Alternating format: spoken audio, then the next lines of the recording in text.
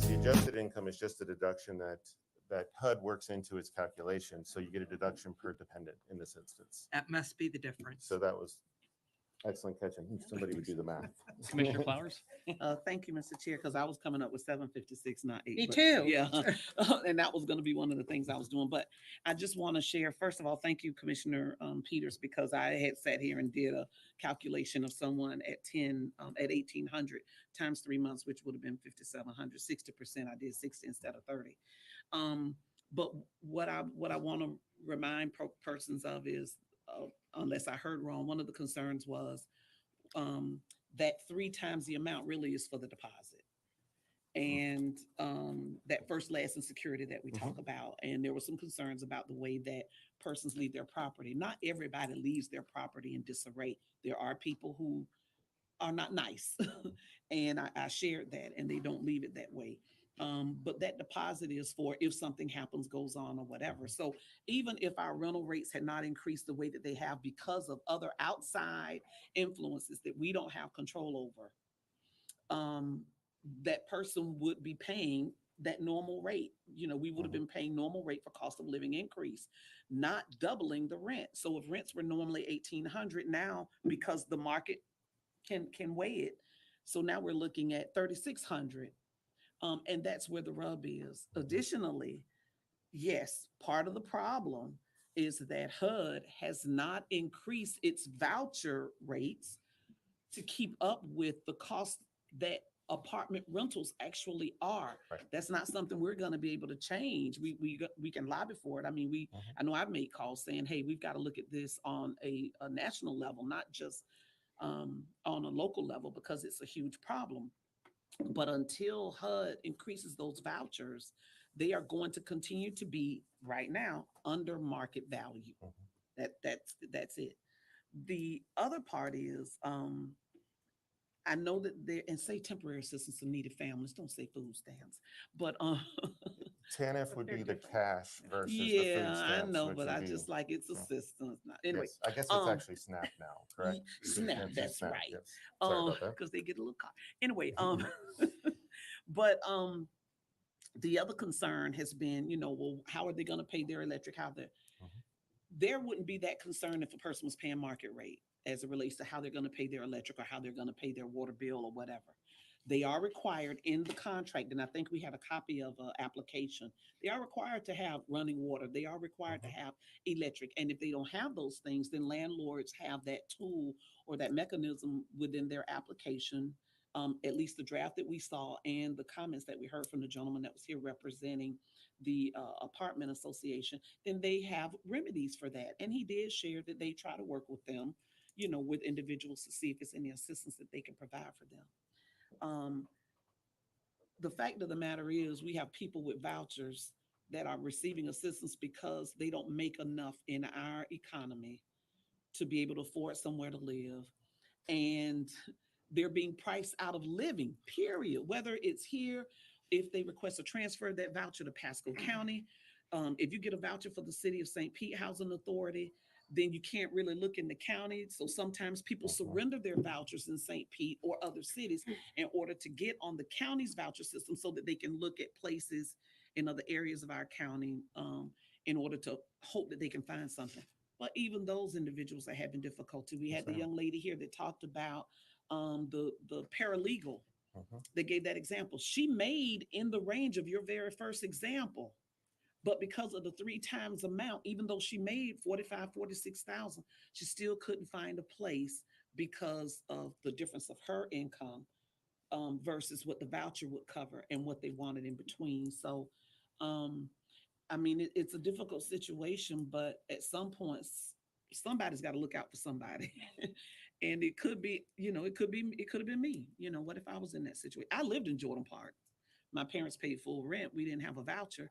But that's where I lived, for 21 years of my life. So I understand what some of the concerns and things of that nature have been, but I also think that what we ask staff to go back and look at and make some tweaks and changes for us is commendable. My question is, what did we come up with? Because I did send this email. What did we come up with as it relates to the issue regarding insurance companies charging landlords increasing their insurance if they rent it to 20% or greater of vouchers, because I think that is a discriminatory issue that should be taken up on other levels. I did ask for somebody if they had Mhm. a application or something they could send me so that we would have that example and we Yes. could, you know.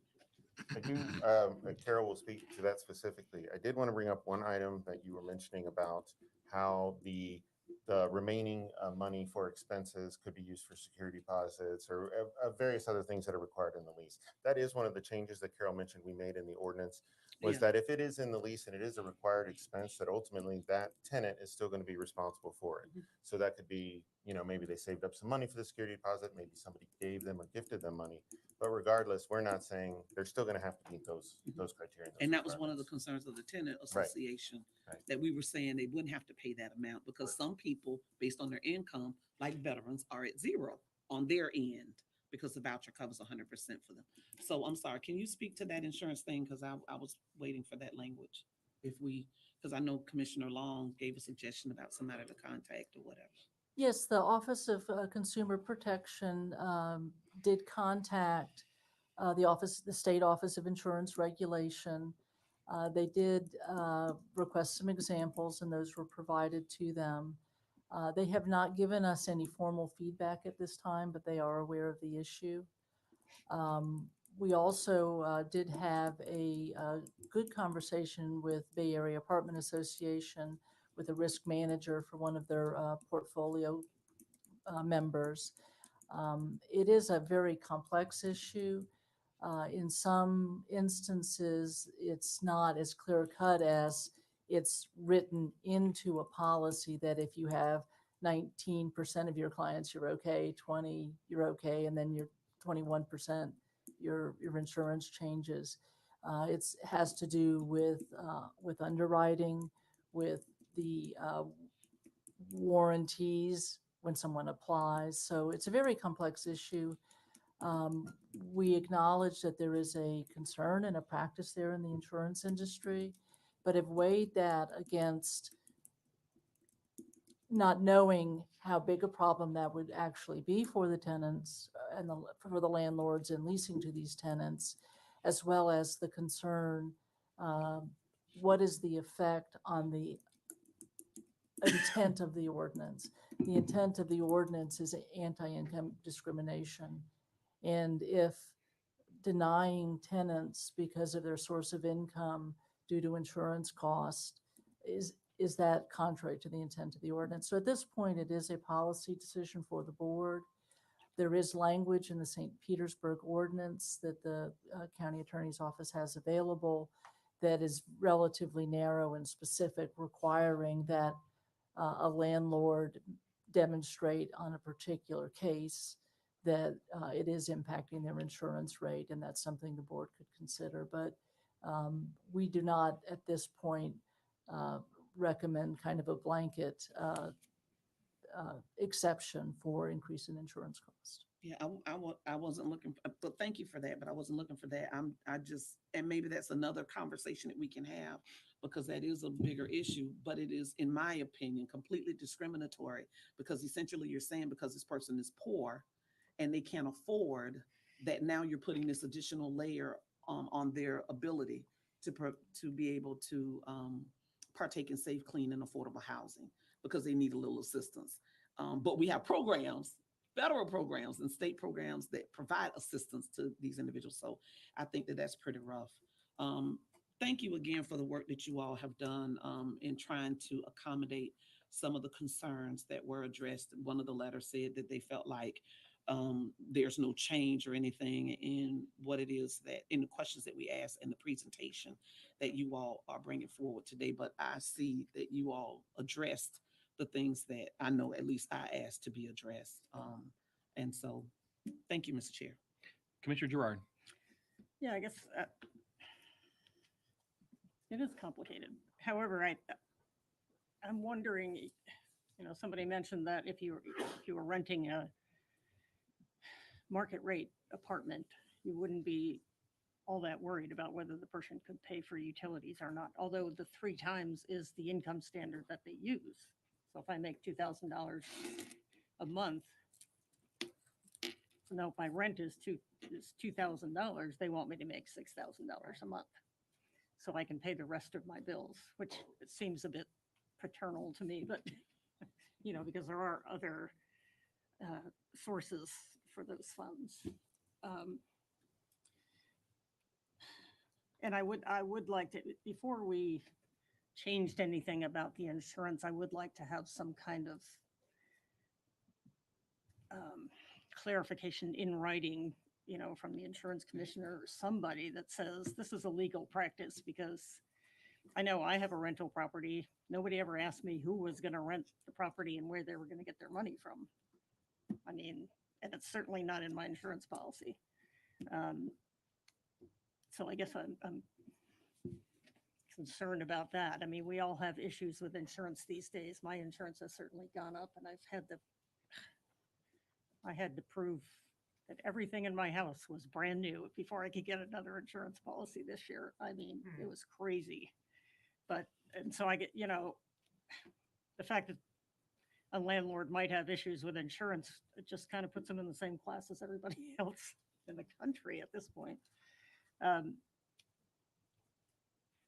Yeah. Okay. And so I heard the housing authority person was here last time, I think from Pinellas County Housing.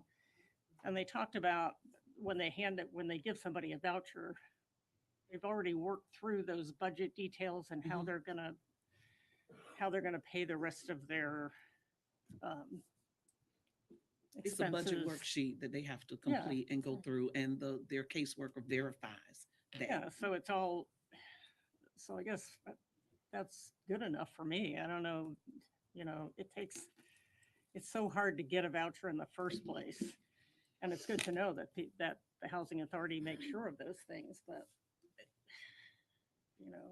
I have a friend who makes $850 a month. He's disabled, and he can't, there's no way.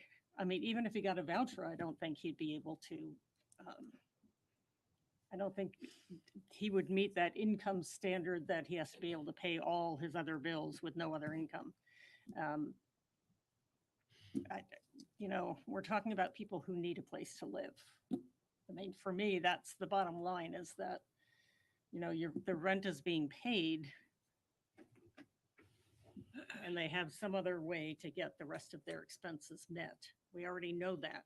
So I think talking about a different income standard, and my question is, what if we didn't use that 3 times income standard that we're talking, that's the objection, is that if somebody only has $200 in income, they're not going to be able to pay their electric bill.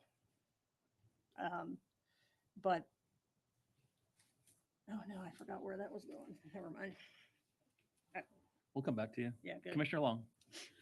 Well, I just for reference wanted to remind everyone, and I don't see Brian Lowack sitting here, but it occurs to me that right on the northwest corner of Ulmerton and 113th Street, there's a Department of Financial Services in that building, in that big state building on the 4th floor.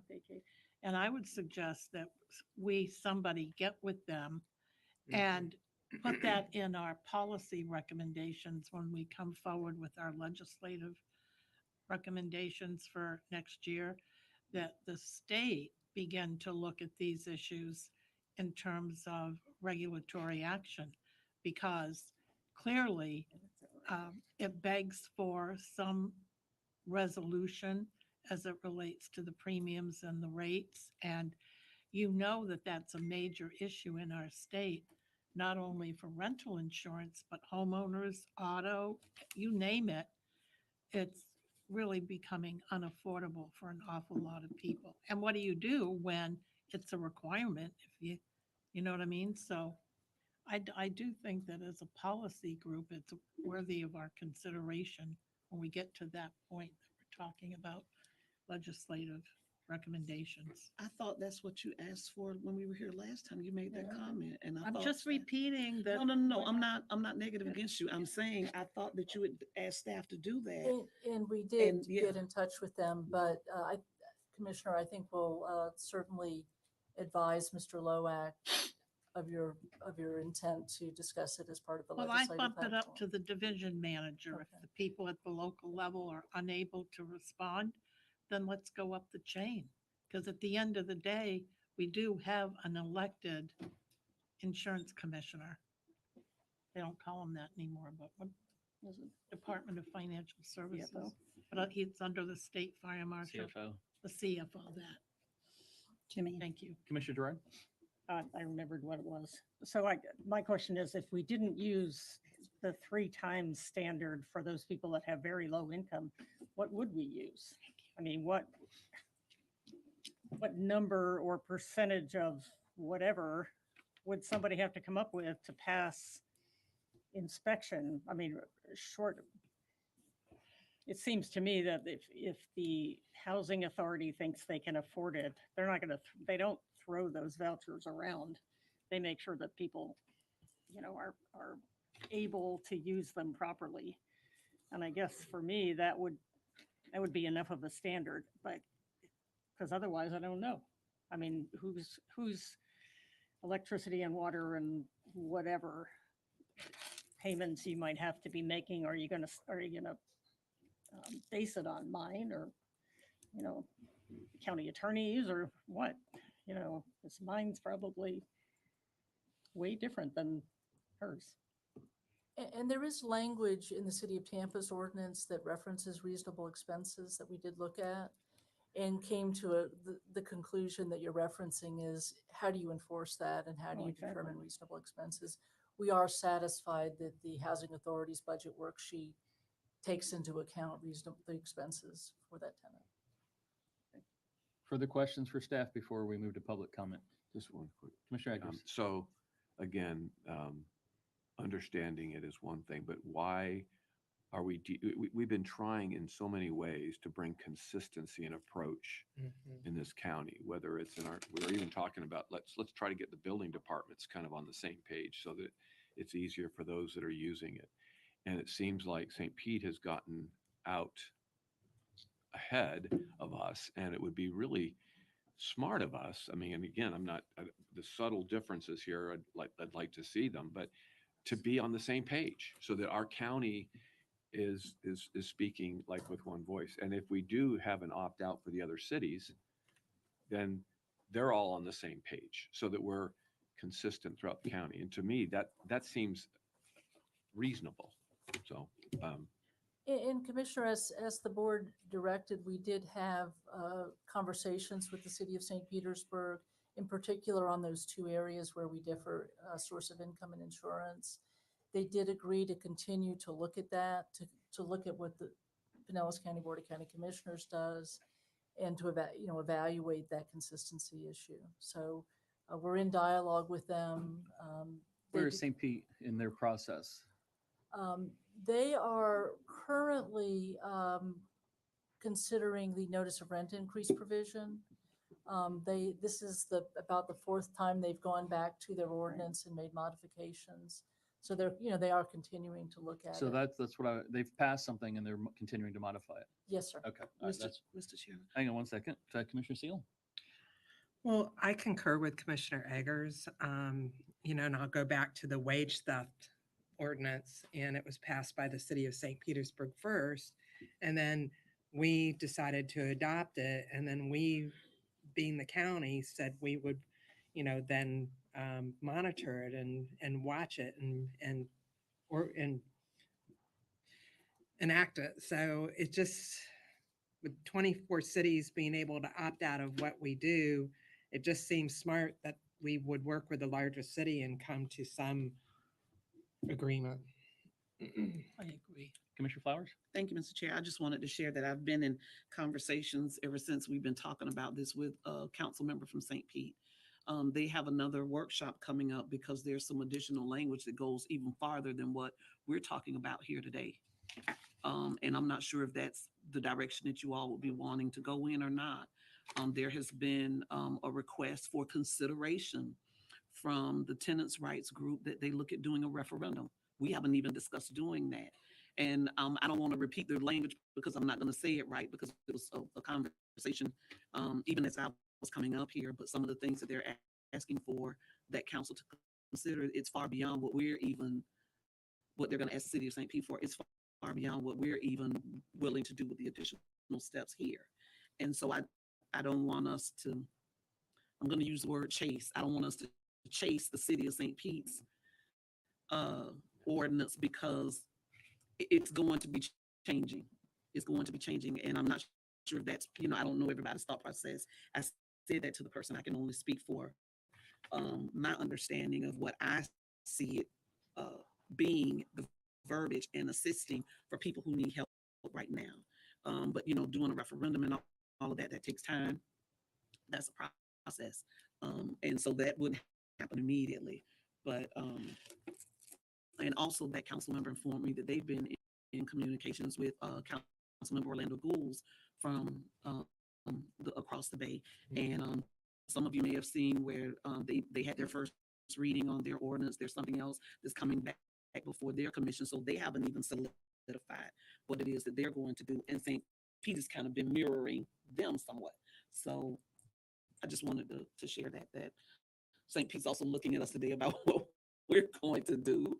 And again, they have some additional meetings coming up where they're going to be, if it's voted on, they've been asked to make some changes or to add some things to their ordinance, and they're going to be at least looking at that. So thank you, Mr.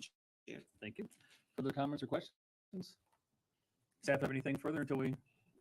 Nothing further, thank you. All right, thank you. We're going to go to public comment.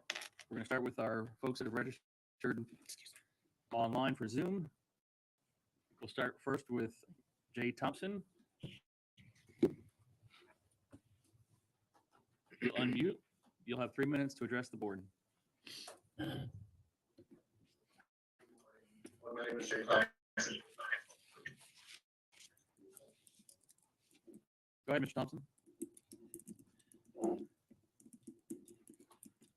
You've muted yourself. Sorry about that. Can you hear me now? Yes. Awesome. So my name is Jay Thompson. I reside in St. Petersburg. And I appreciate you allowing me the opportunity to speak in opposition to the ordinance in chapter 42 of the Pinellas County Code, document 1012. I'm currently a Central Oak Park resident, a former apartment renter, a former property management employee for assets in Clearwater and St. Pete, a member of the Bay Area Planning Association Board of Directors, and a current software solutions provider to the multifamily industry. The company I work for services over 17 companies and 7.8 million units, encompassing many of the multifamily firms in Pinellas County. Regarding source of income, I asked that we amend to vouchers specifically regarding housing choice vouchers and Veterans Affairs support housing. I stand with the commission in wanting to find equitable solutions and believe that defining these vouchers will ensure that housing providers know the programs well and encompass options that coincide with these recommendations, such as funding for the entire lease plan. Another consideration regarding source of income is the current language, which will require landlords to income qualify residents with lower than income. As a former operator, the 3 times standard is not used to cover the deposit. It is used to truly ensure that someone can live and rent the unit.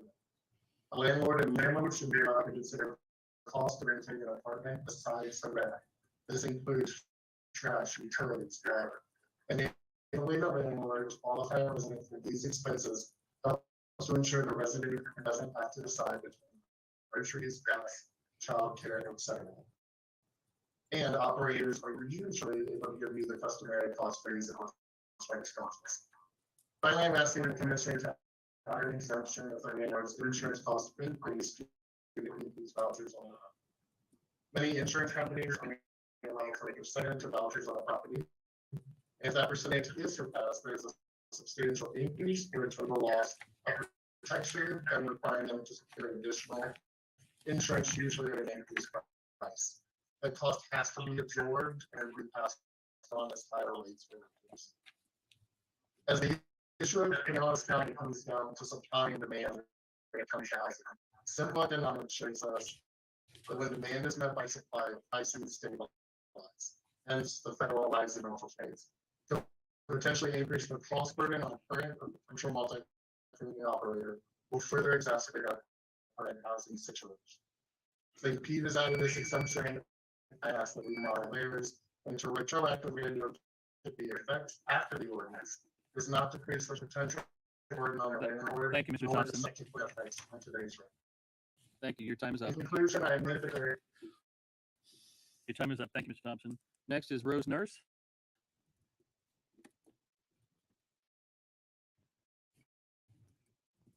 Ms. Nurse, if you'll unmute. All right, we'll come back. Next is Jaleesa Blackshear. You'll unmute. You'll have 3 minutes to address the board. Good morning. Good morning, Mr. Chair. Can you hear me okay? Yes, I can. Okay, thank you. Thank you, County Board of Commissioners. My name is Jaleesa Blackshear. I live at 2510 10th Street South in the neighborhood of Lake Maggiore Shores in St. Petersburg. I'm urging you to support a strong tenant bill of rights here in Pinellas County. It is important that a robust prohibition on income discrimination is passed without loopholes or exceptions, and that it does not allow individual cities to opt out. The objections raised by corporate interests like the Bay Area Apartment Association are completely disingenuous and should not be given precedence over the rights of working class tenants. The majority of those who receive vouchers through Pinellas County Housing Authority or even St. Petersburg Housing Authority are extremely low income and non-white. Allowing landlords to deny voucher recipients is a tactic endorsement of class and racial discrimination allowing landlords to deny voucher recipients would be a tactic of endorsement of class and racial discrimination by the Pinellas County government. Any risk or cost to landlords by prohibiting income discrimination pales in comparison to that of low-income tenants who currently face homelessness and material suffering due to the uneven playing field. Please vote yes and pass the strong countywide tenant bill of rights tonight or today without any provisions demanded. Thank you, Mr. Chair. Thank you very much. Now we'll move to in-person attendees. William Kilgore. Mr. Kilgore. Good morning. Come forward, introduce yourself. You have 3 minutes to address the board. Good morning. Hi, good morning, everybody. My name's William Kilgore with the St. Petersburg Tenants Union. Thanks to staff and Director Strickland for this ordinance. It looks really good. There's a couple issues we kind of have with it, but as it's written now, you know what? It's good. It needs to stay where it's at here and not take into account some of these suggested changes. Somebody mentioned it. Yeah, consistency across the county. The thing is that we need you all to pass this today so we can go back and get St. Pete to take some of these loopholes out. A good example actually is the 10-day inspection time. So St. Pete did 5 days. That's when this apartment association came in. They did this deliberately because it takes on average 7 days for the St. Pete Housing Authority to conduct those inspections. So they did that 5 days just to do that. That's what these other things with the insurance. The same research staff did. I did some of that research. It's illegal under the Fair Housing Act, and there's actually been lawsuits filed against these insurers, for denying coverage and things like that. And there's been successful settlements with that, actually right here in Florida too. So the Bay Area Apartment Association actually cared about their members. They would be trying to team up with HUD, some of these other groups that are filing lawsuits against these bad insurers. But this is not a widespread practice at all in Pinellas County. It's a big smoke screen, and they're throwing all this stuff at you all, just trying to, muddy the water here. As far as the income standard, it's another ridiculous thing. If somebody makes zero income, look, there's homeless people they're trying to get off the streets, who it's a very small number maybe of folks, but the fact is some of these buildings are they're luxury buildings. And the fact is they don't want poor people there. There's a racial element. They don't want black people there because they're racist, and it's ridiculous. And we see this kind of thing all the time. And I tell you, because I've seen the dark side of this industry organizing with tenants. Thing is, even if this gets passed, they're still going to be doing legal stuff until they get called on it, until they get caught. That's why people come to us and ask for our help advocating for things. I mean, we have landlords who do self-help evictions. I've had a property manager brag to me about how he just changes the locks. Oh, I do it all the time. I mean, you can't do that. You have to go through the courts and file an eviction. So it's ridiculous. So there's a, this represents corporate interests. They've got a mom and pop face on it. Don't buy it. And get this passed today, please, because we need help. Tenants need help. We need to have the tools for us to help advocate, to help organize these tenants, and to help build tenant power. We need this on the county level. It's the most basic thing. These are some of the most vulnerable people in the county, and they need your help. We need your help.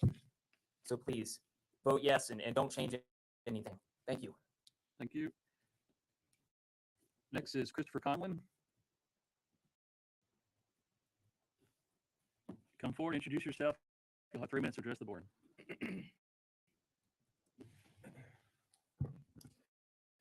Good morning. My name is Chris Conlon. I'm the Risk and Insurance Administrator for the Mahafia Apartment Company based in St. Petersburg. My background in risk management is composed primarily of insurance market placement for multifamily owners across the nation, as well as being a claims advocate. I hold a professional risk consultant designation from the Insurance Institute of America, and I'm an expert in commercial property, general liability, umbrella, and flood coverages as it relates to commercial multifamily real estate.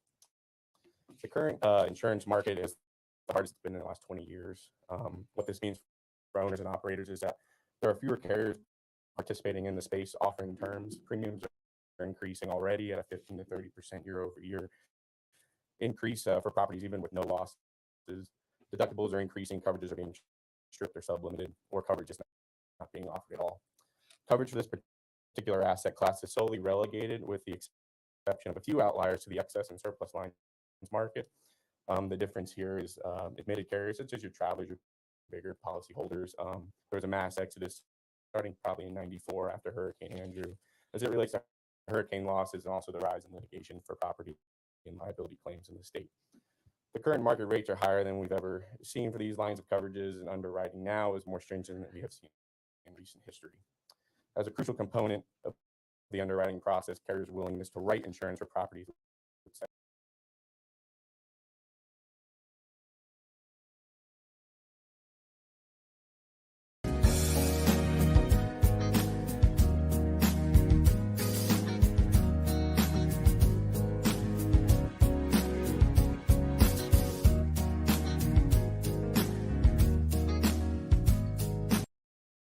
denial of coverage in the event of a claim. That hurricanes are now an ever more present factor for property owners here in Florida. The willingness to take on more risk associated with this class from an actuarial standpoint, carriers are stripping this coverage and excluding it from their underwriting practices. We've already started to see that there will no longer be any one particular carrier willing to write the full limit of replacement costs for a building, usually dictated by an owner-operator's loan requirements. These policies are now being forced into layering practice, with a plethora of carriers usually at 2 to 3 times the rate of a standard single policy, writing the full and total insurable value. In short, all owners from an affordability standpoint will be affected. Carriers in this hard market are not participating historically as they have been in offering affordable rates or coverage at all in this limited market. This motion would in fact make the issue of unaffordable insurance a much larger issue for owners and operators, and ultimately their bottom line and overall risk aversion. Thank you. Thank you. Next is, I apologize, it looks like Eve Carlson.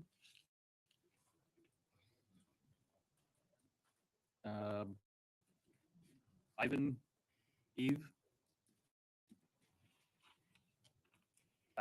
BACAHG.org, Tampa, Florida. Anybody? PO Box 151958. I apologize for my very bad handwriting. 3 minutes, introduce yourself. Eric Carduno with the Bay Area Apartment Association, Government Affairs Director for the organization. Thank you for the opportunity to be here. Again, my apologies for the very bad handwriting. Today, we're talking about the tenant bill of rights. For our organization, there are 2 main pieces that we raised in the last meeting that we're hoping would be further addressed. They weren't addressed, and that's, I think, the reason why you saw some emails from our members and outreach from some of our members. The 2 issues, income standard and insurance. Let's start with insurance first.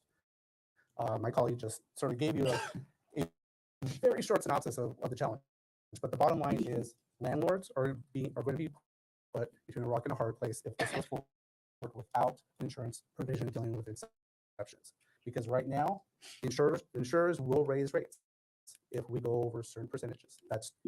We know that is going to happen. We know that's going to happen with some of our members for sure, when they have to accept vouchers beyond the percentage that their insurers are dictating to them. Now, I can appreciate perhaps a longer fight around this, but as it stands right now, if this gets passed tomorrow or not too far down the road, those insurance rates are going to increase for the members, and those rates then are going to have to be passed on across all renters who are at a particular apartment community. We don't want to see that happen. I don't think anybody wants to see that happen. So that's one point. Just to underscore, we know there's going to be harm, so let's address the harm, and if we need to study it more, we're more than happy to engage with everybody to study it more. But that is a harm that we know will come. Going to the income standard, I do want to highlight a couple pieces. One, in terms of language that at least we saw in the ordinance, the income standard language there does not expressly limit to the discussion that we've all had just now, and that's vouchers.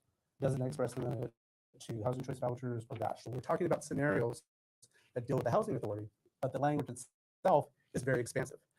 So it goes well beyond the housing authority. And so addressing the language in that respect, so that the examples that we're talking about are in fact the types of things that will be addressed by the language, and limited to those things would be ideal. Additionally, in terms of trying to address the income standard number, so that 3 times the renter's portion calculation. So going back to the example that we had a few minutes ago of $1,000 rent, and we're looking at $500 as the resident's portion. That's one example, but that 500 could be 100, or it could be 900. It could be anywhere in that sort of scale. And so taking the risk of when a resident is closer to that 100 level, that's a challenge and an issue, I think, for any business owner. And I think everybody can understand that as being a problem. So having some language to address that, I think, again, as mentioned earlier, the city of Tampa looked at this and made some changes to their ordinance that address this particular issue. That could be a route for this county to address it too. Thank you. Thanks, sir. Tim Shelgrove.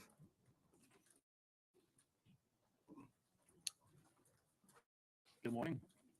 Good morning. My name is Tim Snowgrove. I'm a Largo resident. I am a realtor for almost 20 years now, and for 18 of those years, I've been doing property management. I'm a member of the Apartment Association. I'm also a member of an organization called NARPM, the National Association of Residential Property Managers. We represent the mom and pops, the individual owners. So I'm a little bit of a different market in some cases. So on the income standard, the current ordinance does require certain things, and I've heard a lot of discussion. I think there's a lot of clarification that could be put into that. Simply on things like, you're talking about a calculation. I'm an engineer by trade. Give me a formula to go by. That might make sense. As Eric also mentioned, it doesn't limit where that money is coming from. A lot of talks in Section 8 and VASH, great, qualified programs. What if it's a charitable organization? How do we know they're actually funded for the length of that lease? I don't want to put a person into a property that's going to fail. Nobody wins. On the insurance side, I understand they're asking for the exception on the insurance for, obviously, if they're getting increased. If they get canceled, then they have to go somewhere else. Insurance today is a big issue, much bigger than we can deal with right now. I see it on the single family side. Individual owners, condo associations are getting hit with huge increases. And I actually see that affecting the sales side as well right now. So that's another issue. On the tenant bill of rights side, if I go back, and I understand what we're going to do here, it's basically you're giving an information form to the prospect tenant before they ever sign a lease, so they know what they're getting into. Makes absolute sense. If I go back 15 years, our application package was 2 to 3 pages most. My application package today is 42 pages. 2/3 of that is all disclosures. Trying to inform people what they're getting into, a sample copy of the lease, lead-based pamphlets, everything the government's bumping on. And I hate to say this, but the prospects just don't read that stuff. We're lucky if we can get tenants to actually read their lease. In my opinion, tenants want to know 3 things. How much is the rent? When's it due? And can I pay it online? That's my 2 cents. Thank you for your time. Thank you. Jordan Brooks.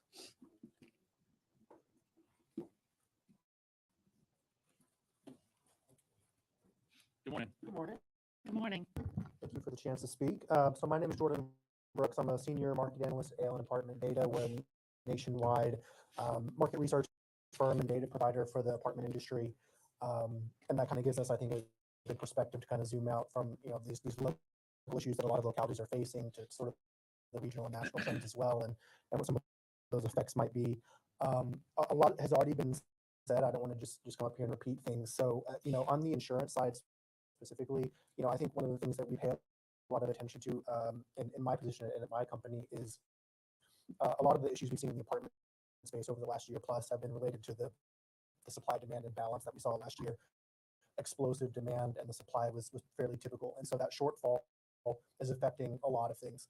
And when we come to something like this insurance provision, that's something where we could see a negative impact on supply, because again, if apartments are losing coverage, or if their coverage is getting more and more expensive, again, that's a cost that's going to be passed on to residents, which doesn't help anyone. And ultimately, that could lead to less units really being in circulation because of these rising costs. On the income standard point, I think again, a lot of this is just a need for clarification. But we're talking about not just utilities and other fees associated with the apartment, but living expenses as they are, groceries, childcare, et cetera. And so I think in the examples that we saw, both of those specific examples had single parent, 3 children. That's going to affect the other benefits that you're able to receive. Not everyone is in that situation where they may not have 3 children. They may not have those additional dependents, and so the assistance they're receiving is going to be a lower amount. And so that's where we get into an issue where, again, are we setting up a resident for failure, getting them in a unit, and then it turns out that with this income standard as it's currently written, they're really not able to meet those obligations. And so, again, I think both of these issues, we've heard some talk about, landlords have a certain reputation, there's a certain narrative, but it's been really encouraging and inspiring really during the COVID era to see how property management companies, boots on the ground, reacted, responded, tried to help the residents. Most people working in this industry really think about it as our jobs are affecting people's homes, and that's a positive thing. So it's not just some sort of greed thing. We're trying to make sure that the intent of the proposal isn't going to be offset by unintended consequences of some of these particular details. And so some of these tweaks that we'd like to see, I think, are just trying to reduce those negative unintended consequences that seem likely to arise. Thank you. Thank you for your input. Sebastian Harris. Now, before you introduce yourself, you have 3 minutes to address the board. Thank you. Hi, my name is Sebastian Harris. I'm a Pinellas County resident. I'm also a real estate broker who specializes in the investment sale of multifamily property with a very specific focus on Pinellas County. I also happen to be a landlord with a supermajority of voucher-based tenants at my own property. I work with countless investors and property managers throughout the area. My understanding of what y'all are trying to do is many folks will not even entertain a voucher-based tenant. You see on many advertisements, no Section 8, no vouchers allowed. The issue that a majority of my clients, the property managers who I deal with, that have with the program is not with the tenants. It is with dealing with housing. They are very challenging. You essentially have an additional tenant, right? Besides the individual, now the housing authority is also your tenant. They're very difficult to communicate with. They're very difficult to get any amount of response from. And the issue that a majority of investors and managers have is not with the tenant or their income. It is with, dealing with the housing authority. My opinion here is that, shoving these requirements down a landlord's throat is not the answer. They're typically happy to work with these individuals. We need a much more robust housing program. We need more available vouchers. We need housing advisors who are not overworked, under-resourced, and underpaid. We need these individuals that care very much about the tenants to be able to do something and help the landlord so that the landlords can help the tenant and provide a safe, clean place for these individuals to live, which is getting more and more challenging by the day, as we all see incredibly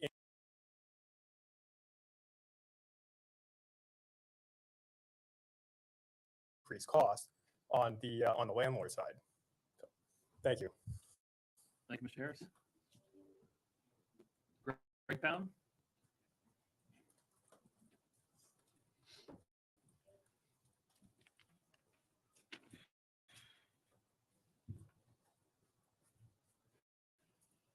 Thank you, Greg Pound, Pinellas County.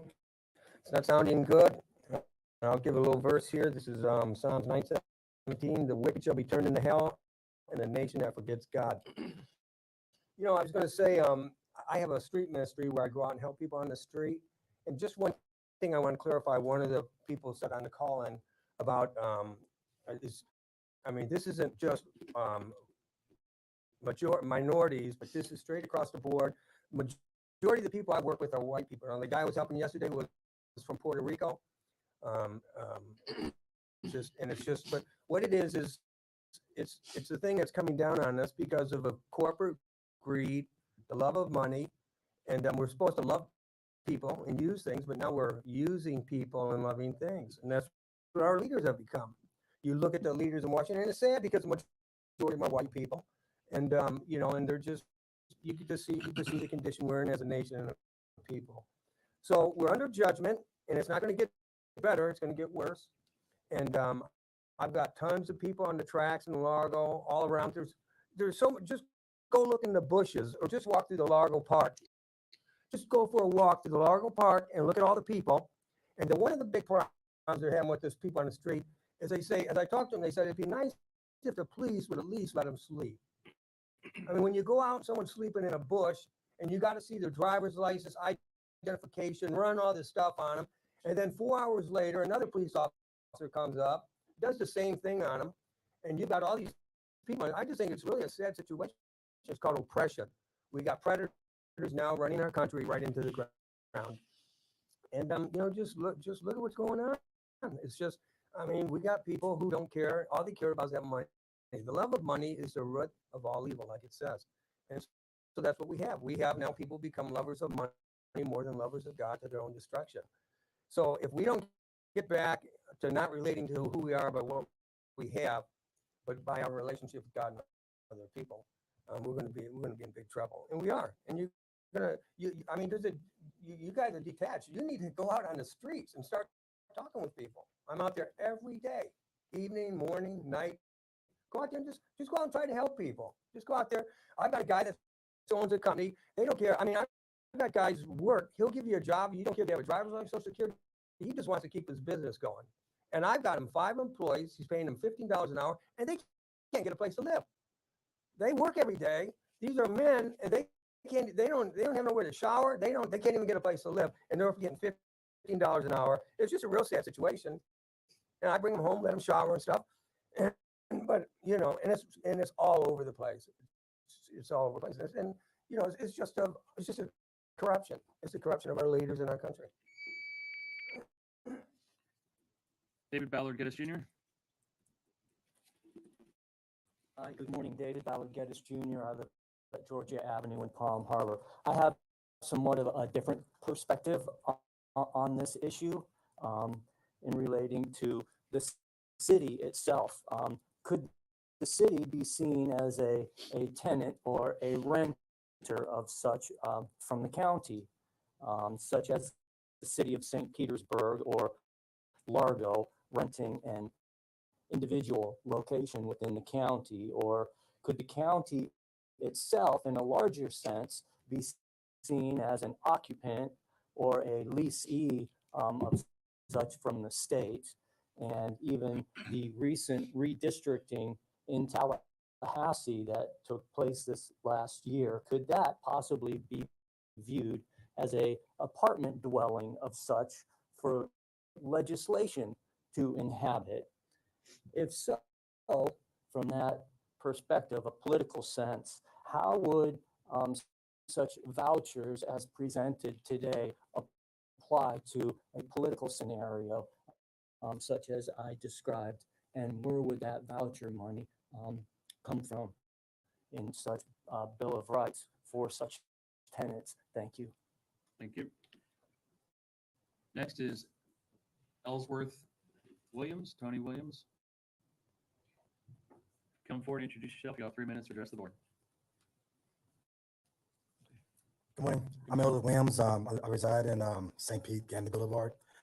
I woke up this morning. I call this a God assignment. I woke up this morning, I had 3 meetings planned, and I saw this, and I said in my heart, I need to be here. And I canceled the meetings, and I come here to talk about this. I'm responsible for several organizations. I'm the President CEO of Veterans Council and Veterans.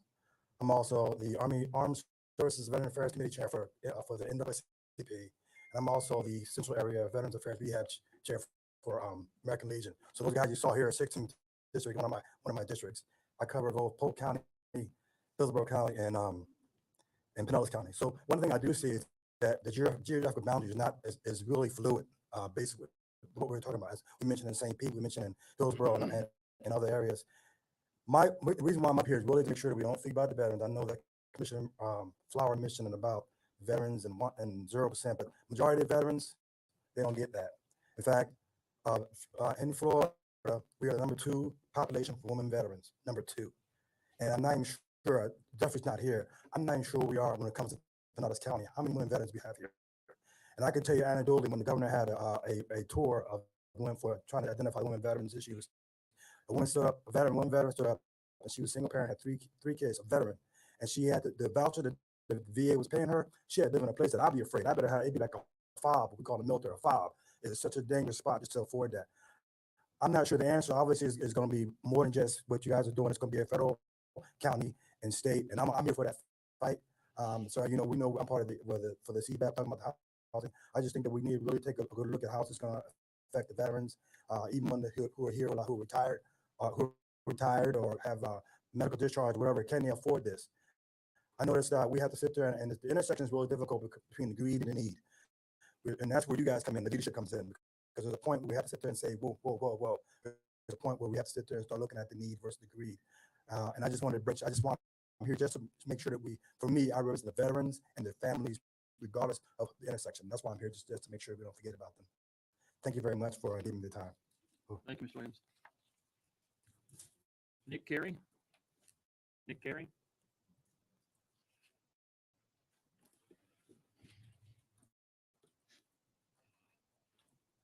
Good morning.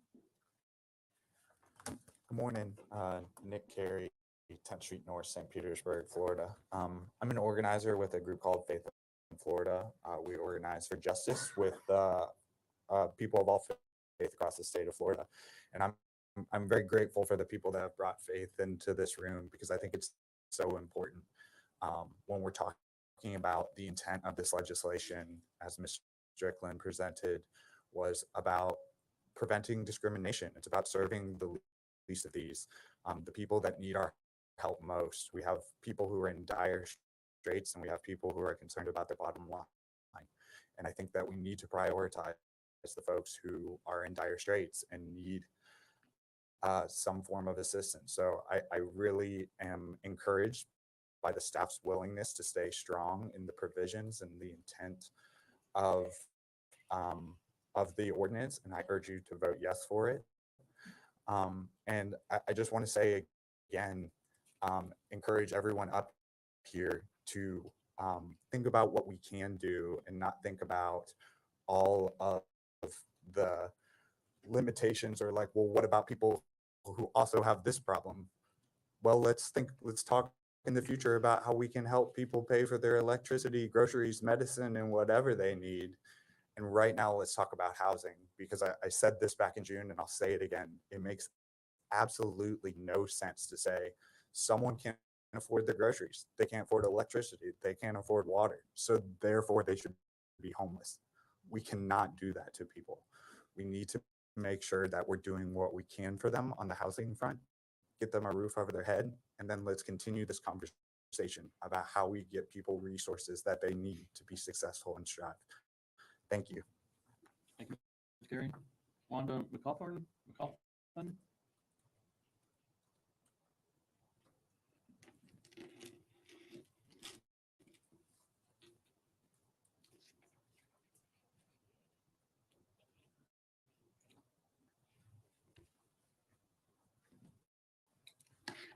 Good morning. Good morning, Commissioners, all of you. I'm here representing the people from the Ridgecrest and Pinellas County. We are concerned about housing. We are concerned about the bill. We support the bill. I support the bill, and we were hoping that you all, with all your concerns and your issues that you talked about today, will support this and help the people that are in need all over Pinellas County for housing. And as Mr. Carey said, not only for housing, but those that are least fortunate that cannot meet this criteria to get an affordable housing. So we do, Friends of Ridgecrest do support the bill, and we hope that you support it and help us with help people get housing. Thank you. Thank you. Alicia Santana.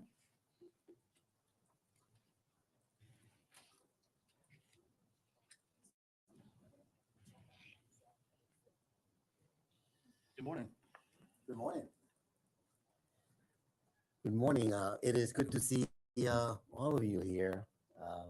And my name is Eliseo Santana. I've been a resident of Pinellas County since 1980 for 42 years. All 4 of my children and 13 of my grandchildren were born and are currently living in this county. So I have deep roots here, and I have to say that there's a lot of insecurity in our community.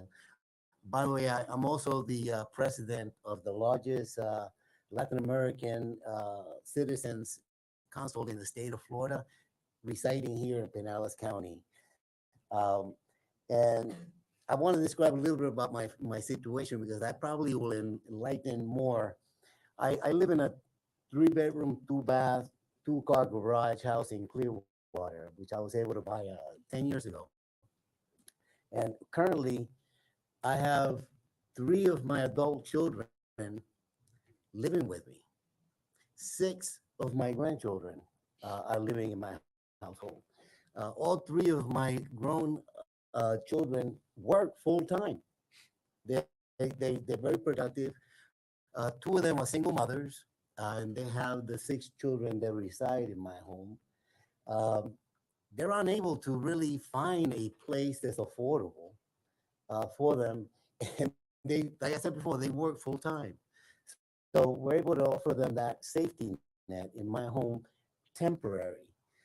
And I say temporary, and I'm very worried.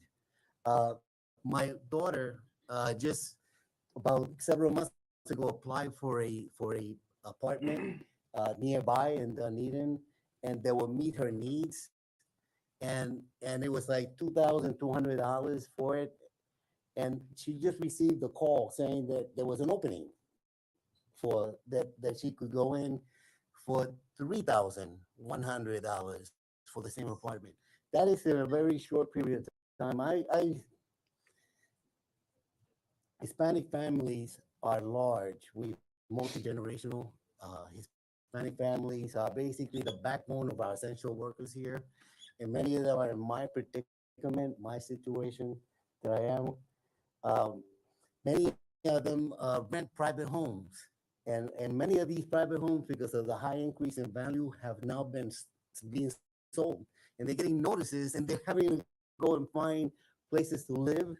Let me tell you that first month, last month, security, and when you multiply the increase from, like I mentioned before, 2,200 to like 3,000 plus, multiply that, you need a bank loan to be able to do that. I highly encourage that we enforce that you pass these ordinances as a basics that we need to be able to have some protection. Many of the tenants that have been calling me, they don't know what their rights are. Please pass this ordinance. Thank you. Thank you, Mr. Santana. Jack Wallace. Jack Wallace.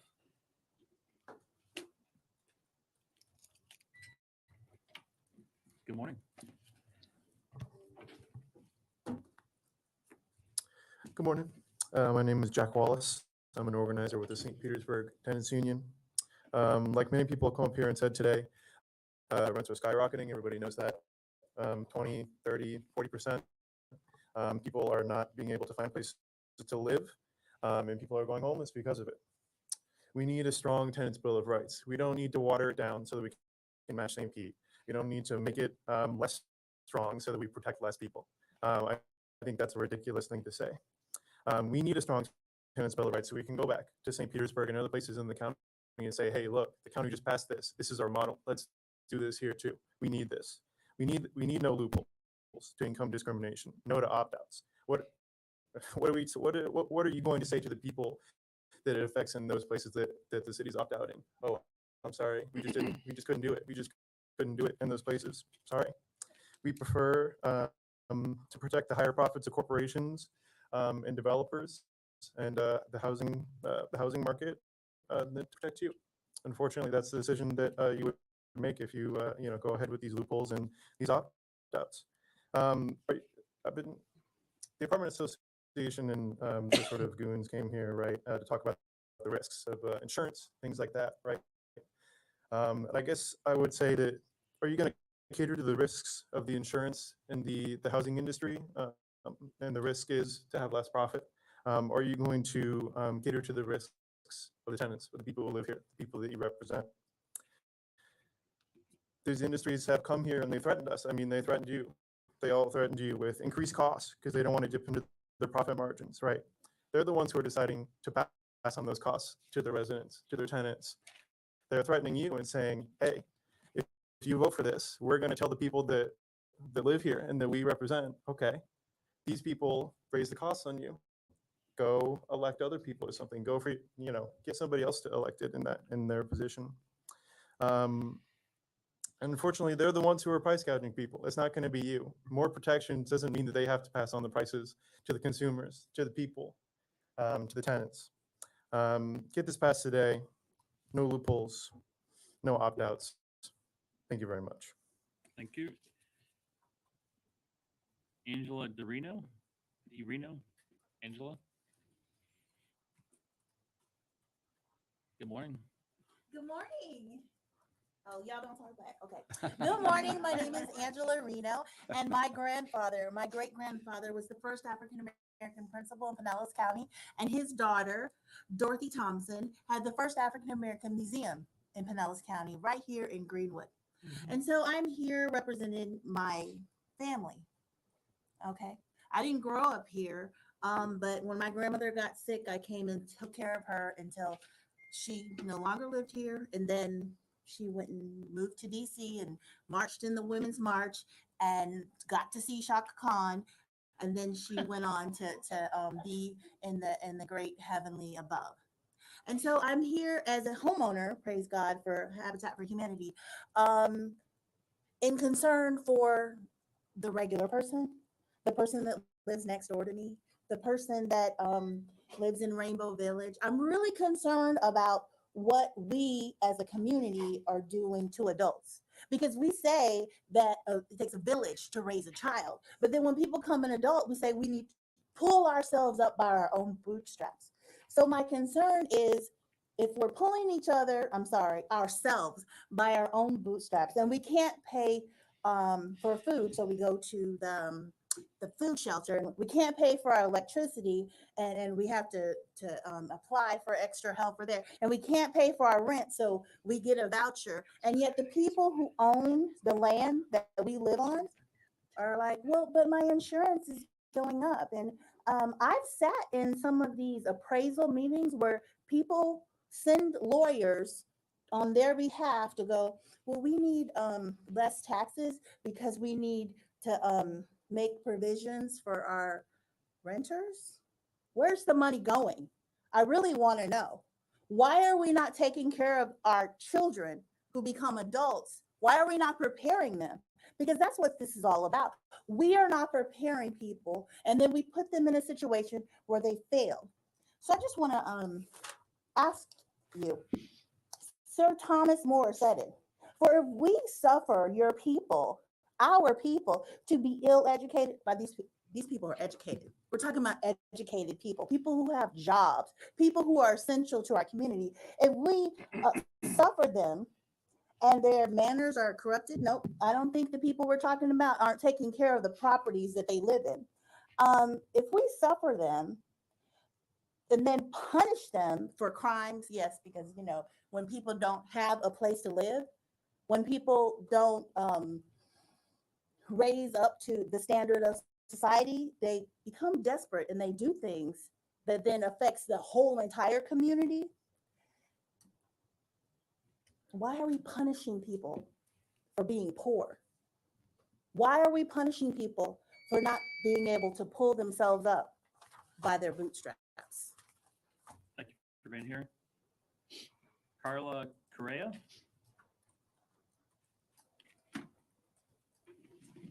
Hello, Carla Correa. I'm here with the St. Petersburg Tenants Union. I'm a lifelong resident of Pinellas County, and I currently reside in St. Petersburg. And I'm urging you all today to pass a strong tenants bill of rights with no input from the Bay Area Apartment Association.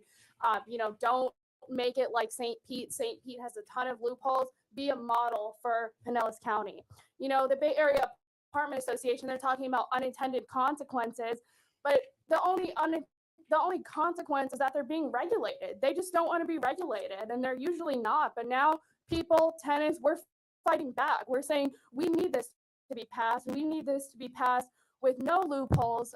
Individual cities should not be able to opt out. And the landlord's concerns, like many other speakers have stated, their concerns are related to their profits. But our tenants' right to housing should supersede landlords' drive for profit. Our lives are more important than their profits. Concerning voucher holders, 83% of voucher recipients in St. Pete are Black women. If we want to make racial progress, we have to pass this. We have to be protecting people from voucher discrimination. We need the Tenants Bill of Rights. Landlords are always doing illegal things. They're locking people out. They're shutting off water. They're shutting off electricity. Imagine how disruptive that is. You're trying to get ready for work. Your power's turned off. You have to go bother your landlord.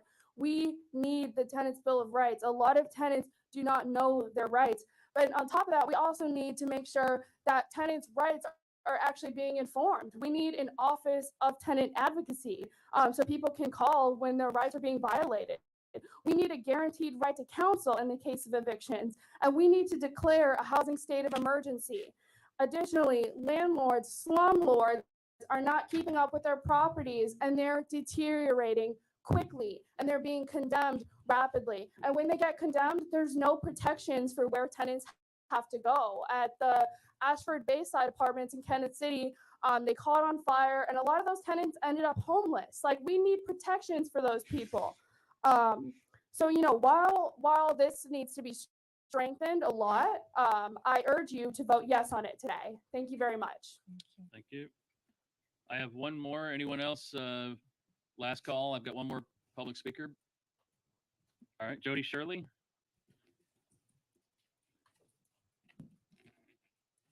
Good morning. Good morning. So I wasn't prepared to really speak today, but after listening to all this banter back and forth, I am one of those property owners. I'm just a mom, a grandmother. I own a couple of properties that I bought that were in disrepair, that I've maintained. I've done what I could to get residents in them. They do not take voucher. I'm not taking any vouchers right now just because I haven't been presented with that. But these are not big corporations. These are people like you and I that own houses. We're trying to help the community, where I'm not trying to make big profits. I'm trying to help my fellow residents. This is this banter about the big corporations trying to show a profit. Well, there are expenses to running a business, and these are businesses. And I'm certain that no one goes to work every day to come home empty-handed. That's owning a property is a job. It's not a handout. It's no different than you guys coming to work today. You're going to leave here with a paycheck when you're finished. It's the same thing as a property owner. I'm not in support of many of the things in this bill. I'm also an elected official. There's a thing called home rule. This should be taken to the city level. County should not be enforcing things, and other districts that they don't have firsthand accountability to. So just consider that when you're voting today. Thank you. Thank you. All right, commissioners, that's all the public comment I have. Commissioner Flowers. So first, I want to thank everybody that made comments today.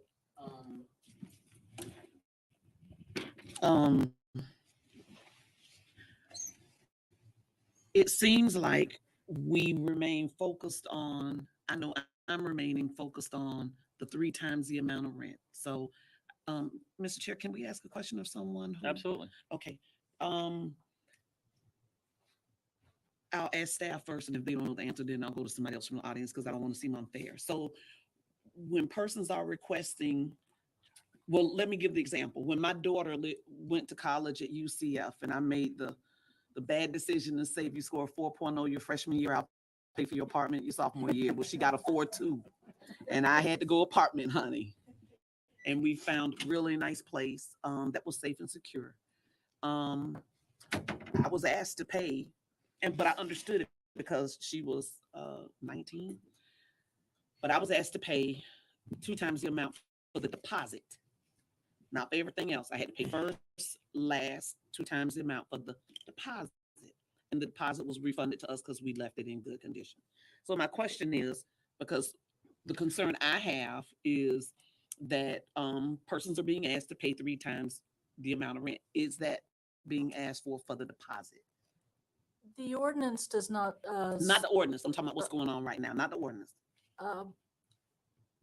The ordinance is silent on the deposit. I'm not familiar with the apartment practices with regard to deposits on leases. Because I know I thought what we communicated was that we were leaving intact for the landlords because that's a part of what we can leave intact for them. Yes, that's okay. correct. So can I ask a gentleman, Eric, that's your name? Eric, can you come up, please? So to the best of your knowledge, when landlords are asking for 3 times the amount, is that for the deposit? The 3 times the amount that we're talking about here is income standard related to the monthly rent. In regards to deposits, my understanding, and I'd have to go back and poll my members to get a better, fuller understanding, but that deposit amount could be different, very different from one to another. Usually it's 1 or 2 months rent. Sometimes it could be 3, I would imagine, but I don't know for sure because that's not a data point I've requested. Okay, so if I wanted to move in and your rent was $2,000, you could ask me to pay 3 times the amount of rent, which was $6,000 plus a deposit plus last. So the 3 times the rent isn't that you have to deposit money. It's to make sure that your monthly income is sufficient to make rent every month. So we just want to make sure that's you're what I earning wanted that. you to say. Thank you. So here's my concern. I sat here and I pulled up the state legislature, our state standard for living wage income. This was 2019. That's the last one they have. An adult with no children needs to make $17.71 an hour. We get people fighting just to raise people to $15 an hour. 1 child is $34.99 an hour. And 2 children is $44.19. 3 is $54.25 an hour. Our people don't make that here. Nobody. And I took my salary as a county commissioner. I have my own business too. So I don't just, for those that are watching, I don't just depend on, I have and own my own business. And so I work. But my salary here equates to $48.15 an hour. I still would have difficulty, even making what I make, I would have difficulty being able to afford to be able to show that 3 times the amount to be able to rent. So that's why I asked the question. I wanted it for clarification that it's not for the deposit. This is, you want me to be able to show that my income reflects that amount. Our incomes in the state of Florida don't reflect that amount in general. Now, when you're up the corporate ladder, yes, there are some that make the dollar value to be able to afford that. So that's why I asked you that. So I appreciate that. Thank you, sir. The other concern I have is, yeah, you can, yes, sir. Yes, sir. Thank you, Eric. The other concern I have is there was a gentleman in the aqua shirt. He talked about not knowing for sure how long the length of a person's that support, that assistance would be. When an individual receives a housing voucher, it is for a 12-month period of time. They don't do 6-month vouchers. Right. And then they do annual renewals, which means that tenant has to be able to show pay stubs and all that other good stuff, and they have to be recertified. That's the word that the housing authority uses. They have to be recertified so that if there's a change, an increase in income, decrease in income, whatever it is, then that's what they then base the following year voucher on. And that person cannot go out and rent something above the amount that that HUD will cover. So if HUD says 3-bedroom, this is the dollar amount, that person can't go out and get a 4-bedroom, this amount. It has to be within the voucher parameters. So they don't get that latitude. But just know, just sharing with you, sir, that if they get a voucher, it is for a 12-month period of time. It's not month to month. You're guaranteed that whatever percentage that voucher covers, you're guaranteed that. And the tenant is expected to pay whatever their difference is. And when they're not, then there are steps that can be taken because that person's not holding up to their end of the bargain, just like if they were paying rent on their own. My other concern is I understand that the cost of living for things have gone up, supply chain things have gone up, but things haven't gone up to where you're charging someone 300% of an increase. It hasn't gone up that much. We have a number of people. I was at a conference and I had a chance to speak. There are a number of individuals, when they looked at the population increase and then they looked at where these individuals are coming from. So I started posting some of those rental unit things, if any of you are my Facebook friends. So when you look at in Chicago, in New York, out in Seattle, a 700 square foot apartment, $2,700 to $3,600 a month, their salaries equate to that. So now if they're relocating, we have a number of companies that are relocating portions of their operations here. I appreciate that. Some of their employees are moving here. They need a place to stay. So yes, when you come here and you're paying $2,000 or $2,500 for rent, it is a wonderful thing because it is far less than what you received when you lived elsewhere outside of the state of Florida. But those persons who reside here in the state of Florida, we don't make that per hour on average.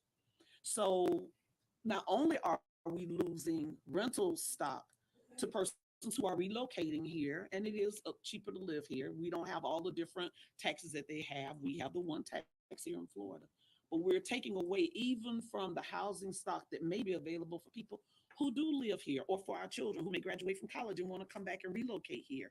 They would love to come home. We want them to come home. We get reports all the time of a number of companies that can't hire people. They can't hire people because people can't afford to live here, or they can't afford to travel between here, Polk and Pasco County, where the rents are a little cheaper. And trust me, the crawl is going out that way as well. So they're going to be pushed beyond Polk and Pasco County very soon. So this isn't going to be something that just hinders Hillsborough, some of the larger or the 10 most populous cities. This is something that is going to hinder a number of people for quite some time. For the gentleman in the gray suit, thank you so much for sharing your information.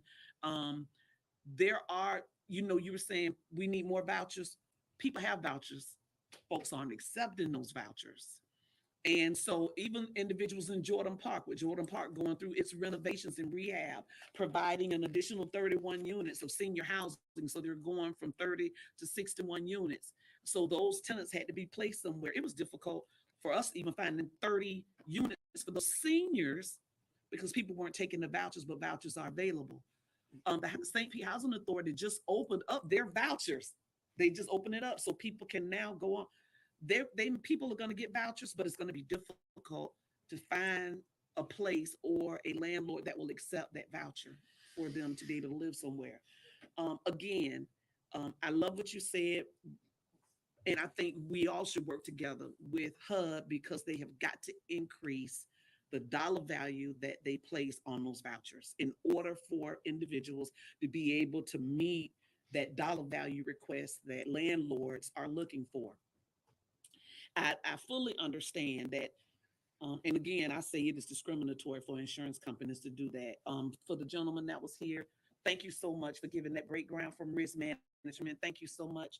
But that's just like when we had the issue here in the state of Florida related to homeowners insurance and what they were doing with people there and what they were doing with auto insurance. Allstate was one of them. They didn't want to do homeowners insurance anymore here, but they wanted to do auto. State of Florida said if you're going to do insurance here, you got to do both.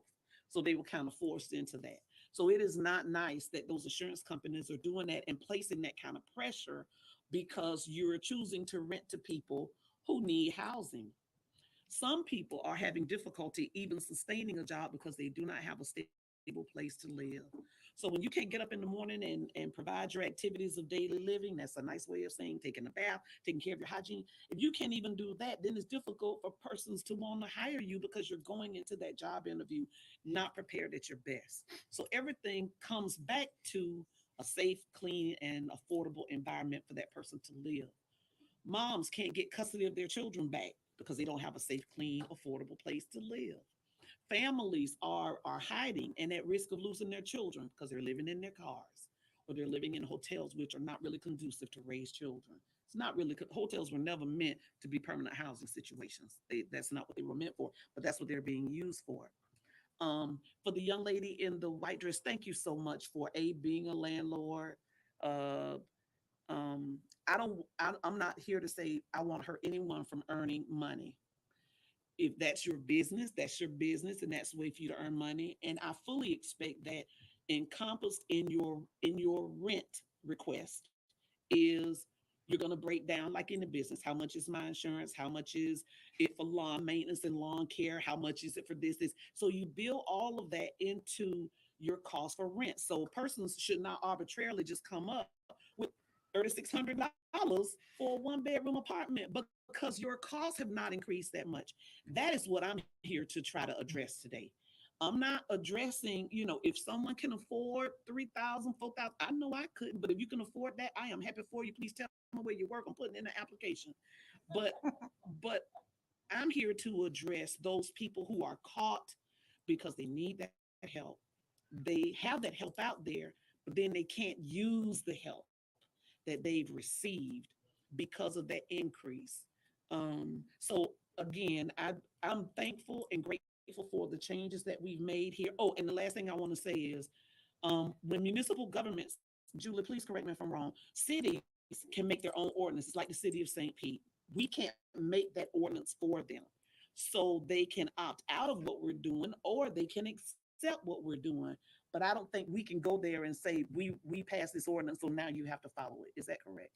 Because someone was saying, and I just want to make sure that they understand the process on that. It's generally correct. I've been talking with, I will tell you, with my council here today, you do have a countywide charter that has certain enumerated countywide powers. There is one in there that speaks to consumer protection. We would want to go back and look and see if this really fits squarely within there. But if you pass a countywide ordinance, then generally you're going to be the one implementing it.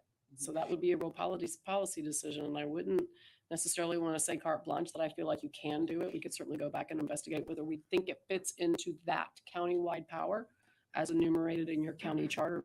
But again, countywide ordinance carries with it a lot of responsibilities as well. So to be clear, the ordinance that we're addressing today is not countywide. What the ordinance you said, here's the difference. You can pass a countywide ordinance that does not link to one of your charter powers. And it is only ineffective within municipalities if they choose to opt out or if they just simply pass an ordinance that is inconsistent. So for instance, St. Pete, the difference is that we've heard that their ordinance has from ours. That is what would apply within the city of St. Petersburg.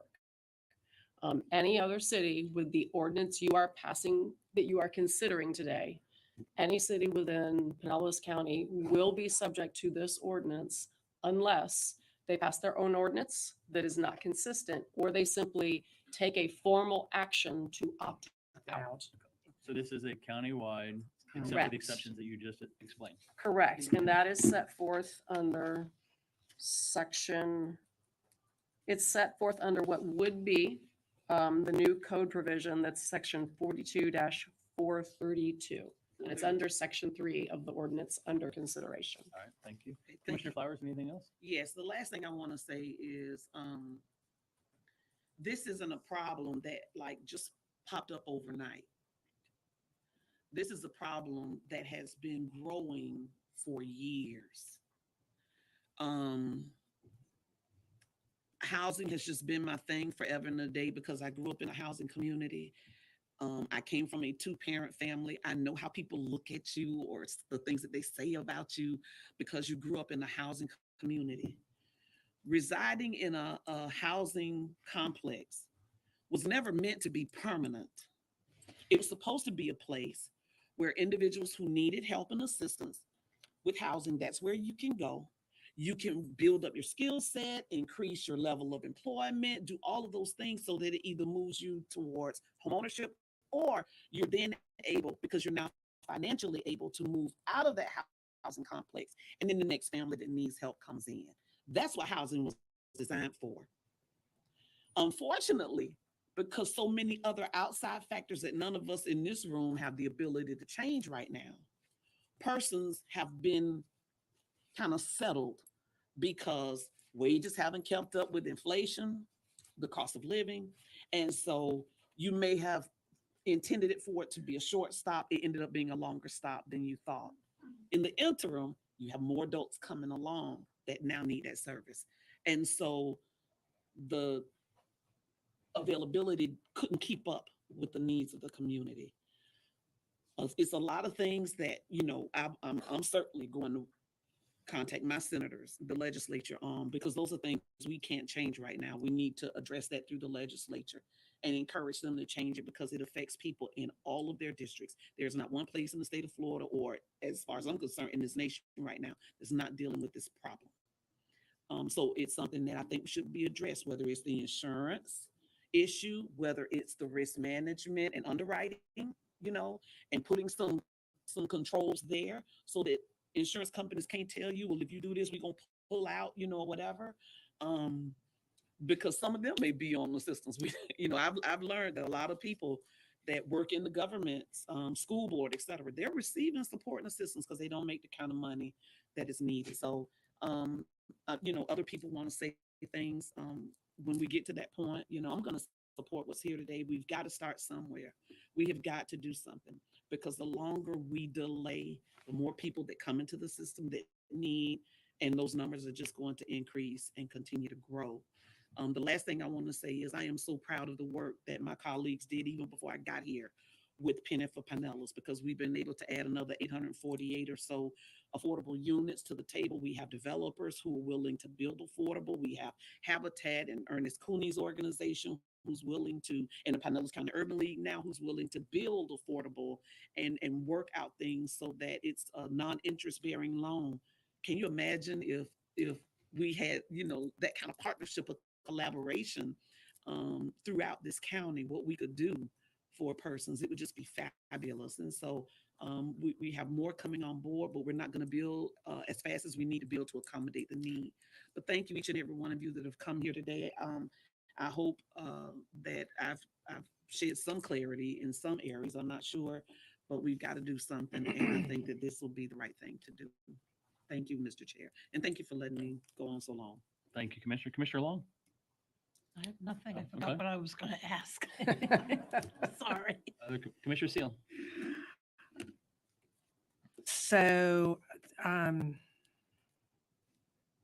kind of want to be clear about this, and I understand the rent and the income standards, but unless they are a housing authority or they already take vouchers, if I was going to just go rent an apartment somewhere, and I know they can't discriminate based on my income standard, but if the rent's $2,000 and I only have a voucher that is $300, that apartment complex doesn't have to still accept me, correct? I'm gonna let Evan. Because I was kind of trying to wrap my head around this. Yeah, you are correct.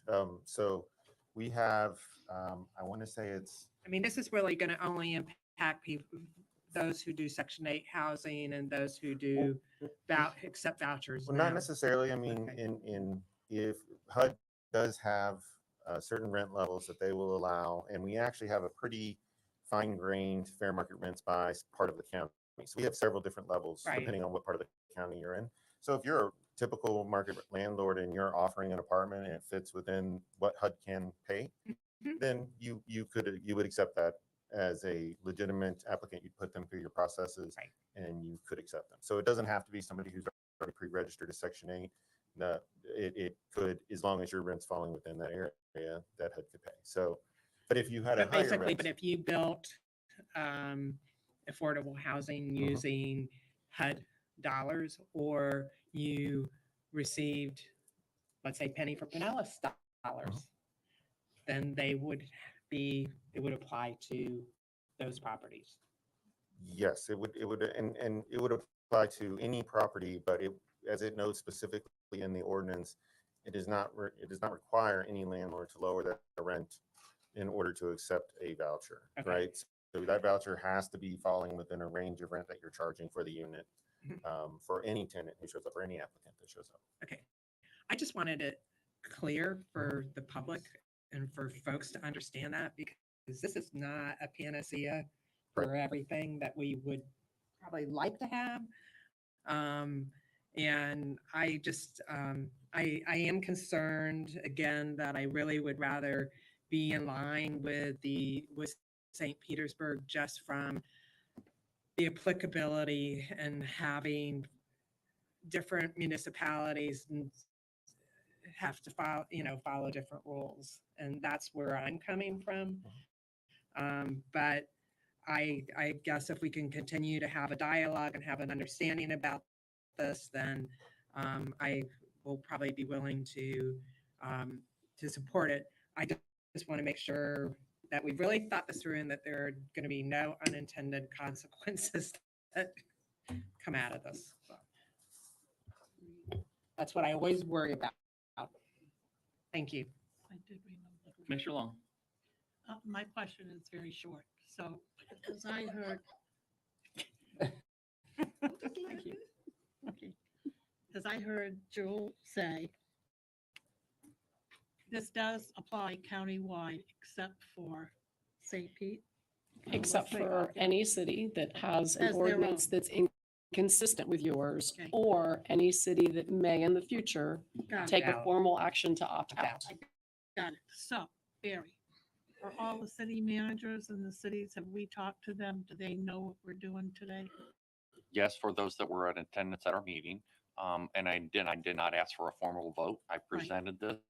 The questions really revolved around who's going to enforce it. And we said that through our Consumer Protection Division, we would enforce it. And in fact, what we're seeing with both Tampa and St. Pete is very few complaints. So it hasn't been a problem from a workload standpoint. Okay, thank you. That's Commissioner all. Eggers. Well, I started with confusion, and I'm not saying I'm totally cleared up on all this. I appreciated the comments Commissioner Flowers said, and I do think there is an issue that's much more global than what we're talking about today. And I think those are kinds of conversations that we as a county need to have. You know, I remember back in 2005 when we wanted to look at development standards, and we had that countywide conversation about that issue. And I think this issue is that important, that we start to have the conversation with our apartment owners, small apartment owners, because I think there's an abundance of them that, again, those unintended consequences that you talk about scare me, because I worry about the supply chain and exactly what the reaction will be. And I'm not talking about threats, but some people just don't want to deal with all of the paperwork, all of the technical government issues that come up. And so, and it's why it's been a slow process nationwide for this kind of thing to take hold. It's critically important. I'm just really concerned about the unintended consequences, and I'm not really smart enough to know what they are. And I don't really necessarily want to get out ahead of ourselves. So when I think about, you know, somebody made the comment, well, it's silly to compare to St. Petersburg. Well, they did it, and they kind of stepped out on it, and maybe they're looking at some changes because they're experiencing it. I think we did something with animal rights, not, you know, with we do something and we try it out, and maybe changes are needed to make it stronger. We did that with, you know, not shutting down all the pet stores as a first step. Now, over in Hillsborough County, they did that as a first step, and then they took other steps as they kind of got their arms around this thing. And for me, it is trying to get your arms around this because it is cumbersome. It's as simple as somebody having a roof over their head. That's the simple part. But getting there and all of the complexities and what that means to the industry, small folks that are doing this, and maybe they are going out of their way to be helpful, and large owners that are doing this and going out of their way to be helpful. Because in every industry that we deal with, we have bad actors. So it's not just certain people that we're talking, the apartment industry, we're talking about realtors. We got some bad actors in that industry. We got bad actors in every industry, but we have some good ones too. And I'm really concerned about getting out ahead. That's why I'm really interested in kind of dovetailing with St. Petersburg and seeing how that conversation proceeds. Bring it back if you guys have a consensus that their experience yields something else. Their experience says what we're considering here today is the right thing to do. Well, then let's do it together. Because I think in addition to this being complex, having different models and different, it's just going to be over the top complicated. And so those are just some of my thoughts.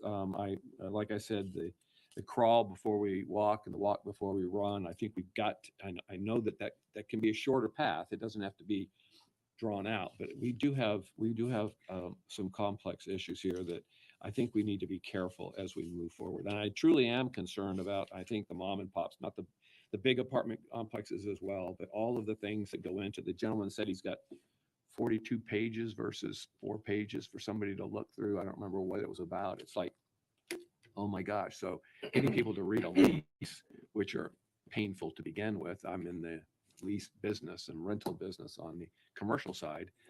If you don't have somebody that knows what they're doing, it's just complicated. So there are a lot of people just probably signing leases. So I think there was somebody talked about having assistance someplace that people can go to for help. I know that we have the housing authorities on the one hand, but there may be others as well. So for me, I'm really supportive of moving forward with the St. Pete ordinance and continuing to direct our staff and their staff to kind of come together, because really these 24 cities, these other 23 cities that we're talking about, you're putting the onus on them to look into something this complicated and then deciding to opt out because they have something better. And I think we've got to give them time too. And I think coming online and being in sync with St. Petersburg is a great first step. And we're providing that option for them. And at the end of the day, we don't like people telling us what to do from Tallahassee. And I think we have to be sensitive to that as well. So anyway, those are some of my thoughts. Thank you. Commissioner Peters. Yeah, thank you. I needed some clarification on what Barry just said. He said Hillsborough County and St. Petersburg are not having complaints. No, they're having, and you spoke to it. Is Evan or Carol come up and kind of speak to that? We were looking at the number of complaints and how it's going to impact consumer protections was the workload issue that I asked about. Right. And they said that it has significantly impacted their workload. Yes, like in particular, when we had dialogue with Hillsborough County, the number of complaints over a year or so was very low, less than 20 complaints. Okay. So they had not seen a big increase in workload. Okay. Well, so that tells me if it was very low, maybe 20 complaints in a very large county, was there a problem they're trying to fix? I mean, I'm just, and everything that you said, this doesn't fix. This doesn't fix the ability for a family to come in for temporary housing and then be able to move up. This doesn't fix the ability for people to afford to live there. Our increased inventory of affordable housing does that, but this doesn't really fix that. And I've never in my career ever saw where we added more bureaucratic red tape to something, saw it decrease costs. So if you're looking to decrease costs, adding more bureaucratic red tape doesn't do it. So I love that. I would love to have, so much notice if my rent's going up. I get all that. I do. And I like that, my son he only had 10 days notice when he had to get out, but that's because he didn't renew his lease every single year. It just went on a month to month after so many years of living there. So I get there's some things that would be very nice for awareness, and I'm in the rental business too. My business is rentals.